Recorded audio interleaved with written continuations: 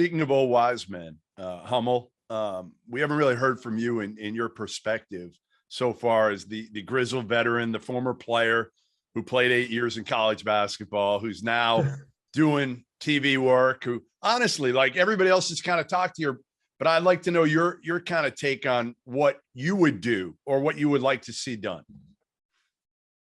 Well, I just think it's such a complicated issue. Like, I think the players should be able to make money. Like, I think it's great that Hunter's got this deal. I think that when I played, you look in the crowd, there's a bunch of 33 Purdue jerseys, and they're telling us, no, that's not Etuan Moore's jersey. Hell yeah, it is. Like, it definitely is. So I think that there are some really good things that are coming out of this. I think the fact that the guardrails have not been put into place. I just don't understand how you could assume that this wasn't going to happen because of the fact that, we don't have any rules. There's like 2 rules and none of them are being followed. So my question now is, how do you get it back under control? You can't cap earnings. That's a lawsuit immediately. Do we need like a players association to like collectively bargain? I don't know. I mean, I'm not sure what the answer is. I think it's a very complex deal. I'm thrilled the players are able to make money. I think they should be able to make money and have camps, do virtual Zoom basketball lessons, sell T-shirts, whatever. I'm all for it. I guess I was naive to the collective issue. Yeah. I had no idea that would even be possible. I think even then hearing that the donors get tax write-offs and the players don't really have to do anything. I think when I was thinking NIL, it's like, hey, you have a car deal, or you're there for the local pizza place, or Rob, I said this to you. And at the highest level, like, okay, Zion Williamson could get his own Nike deal, like, because he could be that type of marketable athlete. But I think I'm shocked to see the way that some of this has gone down, and maybe I was just naive on those things. Listen, I've been saying it for a year now. All you got to do is find your boy, right? You're a head coach. Like I told Dana, go find somebody at Missouri State who wants Missouri State to be really good, and then you just drop a piece of paper, drop it on the floor. Here are my recruits. There they are, right? They're my recruits. I didn't give it to you. That's my list, though. I mean, come on. This was so easy to figure out. Loopholes, right? Here's another one. Guys are going to start playing bye games. If I'm Missouri State, how many bye games you play right now, Dana? Just one. My guess is if I'm you, I'm playing 5 in 2 years. Not this year. Your schedule's probably already done. I'm playing 5, and I'm saying that extra, I don't know, $300,000.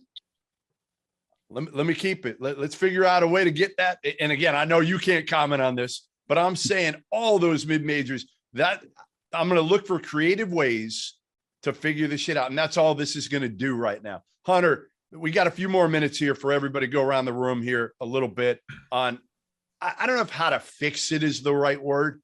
Because again, I think there's part of it. I mean, right now you're going to look at your bank account in a couple months and be like, fix it. Fix what? I mean, this is great. So, and I don't blame you. I want you, who has, again, like Paint said, you have produced at the highest level. You've taken your team to the NCAA tournament, deep in the NCAA tournament a couple of years ago. So I don't know if fixed is the right word. What would you change?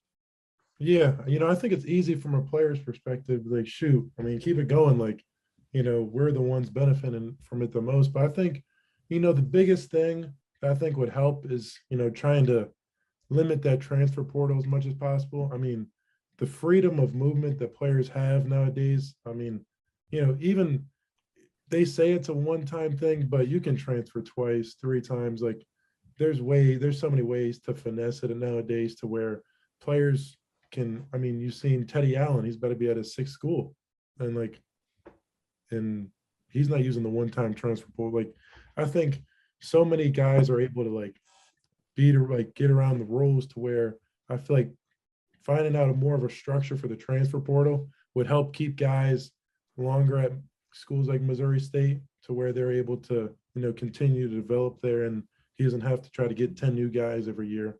But in terms of the money and paying especially in the high school, like Zach was saying, the agency business and the grassroots business is, I think, one of the craziest and dirtiest places in the history. Like, I mean, people are so naive to think that, stuff wasn't happening before NIL. I mean, you're not getting Zion Williamson at Duke for free now.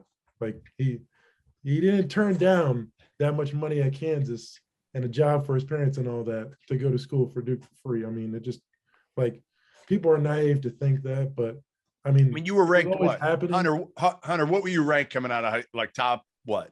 Oh, I mean, hey, the recruiting sites didn't like me. I was probably like top 40, I think. And without going into who, like, were people offering you money coming out of high school? Not really. Okay, I'm not gonna say not me. They found other avenues. Like my brother was a coach, so I put that out there at the Matha. I put that out, but like I know guys who were offered money. I know I've heard stories, and I know personal guys who were offered money, and so it was happening. It's just now it's legal. And I think one thing that people don't realize is like the money was always there for Nigel Pack to get 400,000. Like Ruiz had that money, but instead of giving $10 million to Miami this year, he's given $9 million, and he's keeping $1 million for actual players. And I think that's the biggest thing that people are missing. Like instead of Clemson football getting $180 facility, they're getting $170 million facility, and they're just using $10 million to get players. Like the facility is going to be the same facility, but just a little bit less nice. But they're going to be able to get 20 more 5-star players from that. And so I think like the money's always been there. It's just being able to get to the players instead of getting practice facility to help the players eventually. Right, another Hunter, board real quick, practice facility. Hunter, how much did you have to seek out these deals, or were you able to have like a dad or an agent? Like, has it been challenging to do, or has it pretty much come to you? Yeah, I don't think Michigan's been the best with that. I don't think we're, the likes of the SEC or anything like that, where I feel like they've got NIL down to a science down there. We're pretty conservative with this thing. We feel like, I mean, I feel like I've spoken out against, Michigan's NIL approach, but, it definitely was hard for me last year. I had, a company or two reach out on my behalf and got me, a good amount of my deals. I feel like in terms of like donors and stuff like that, there wasn't much of that because I think the way Michigan structured it, like people didn't know how to do it. Like they didn't know how easy it is just to be like, here, come, to an appearance and you can make X, Y, and Z dollars, or you can just even post on Instagram and stuff like that. I think this year, Michigan's starting to realize that, you have to fully jump in on this thing or you're going to be way behind. And so I think it'll be easier as time gets on. But right now it's kind of hard, I'd say. I have to hire a marketing team and stuff like that just to make it easier on me because I know, during the season last year, like it's hard to just focus on basketball for sure. I mean, with NIL deals and, you have so many, I guess, like requirements and stuff like that. People like you're getting contracts sent to you. Like you're trying to read through them. You're trying to send them to a lawyer to look at. And then, you have the requirements of posting on certain days. What are they like, Hunter? Give us a kind of a little bit of an idea of what you have to do for some of these things.